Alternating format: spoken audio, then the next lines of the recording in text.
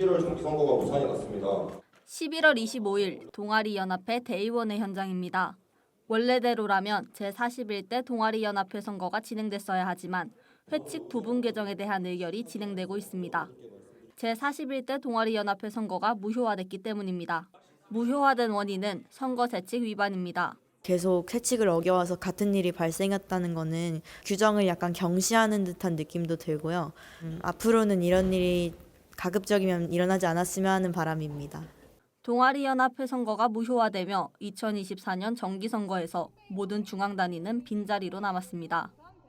선거세칙 위반은 에브리타임에서 부정선거 의혹을 제기하며 드러났습니다. 이전 동아리연합회가 했던 대로 진행했을 시 문제가 되지 않았기에 저는 아니란 마음으로 회칙을 제대로 확인하지 않았습니다.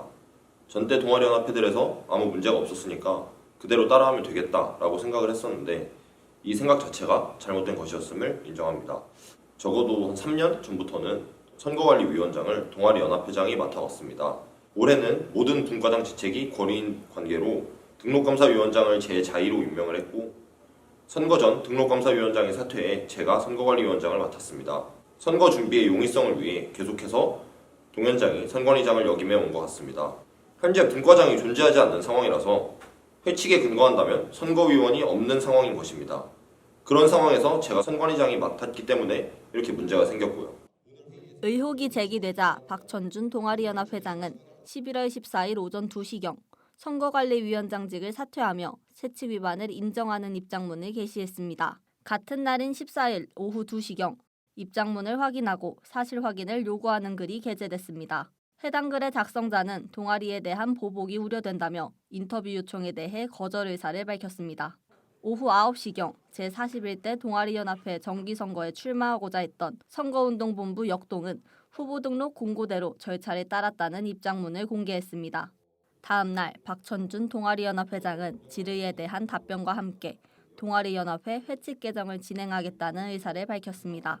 이 입장문에서 11월 정기선거를 무효로 해석하는 것이 옳다며 동아리연합 회칙 개정안에 대한 의결로 대의원회의 안건을 변경했습니다. 14일 게시된 입장문에서 공개하겠다고 했던 후보자 등록 서류는 대의원회의에서 이루어지지 않았습니다.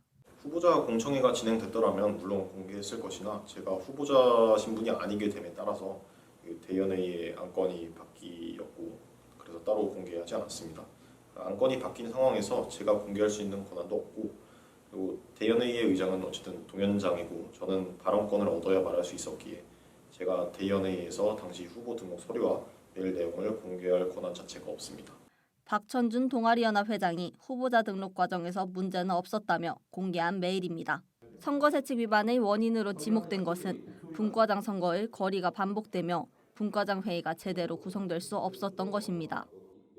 이에 대해 동아리연합회 측은 분과장 선거 관소화와 대대적인 회칙 개정을 진행하고 있습니다. 대의원회의 때 의결했던 그 개정안에서는 2월에 이제 분과장 회의 보궐선거를 진행한다라고 했었는데 분과장 회의를 못 여는 상황이기 때문에 비대위 호선이 아예 불가능해집니다. 분과장 보궐선거를 12월에 진행을 한다면 이게 적법한 절차로 비대위 호선이 가능해지겠다 판단이 서서 12월에 진행하는 걸로 최종 개정안에 올리고자 합니다. 12월 4일 수요일 오후 10시에 진행되는 전체 동아리 대표자 회의에서 회칙 부분 개정안에 대한 최종본 의결이 진행될 예정입니다. 동아리연합회 측은 현행 회칙대로라면 12월에 분과장 보궐선거가 이루어지지 않을 시 비대위 구성 자체가 어려운 관계로 동아리연합회가 지속되기 어렵다는 우려를 전했습니다. DUBS 뉴스 이정윤입니다.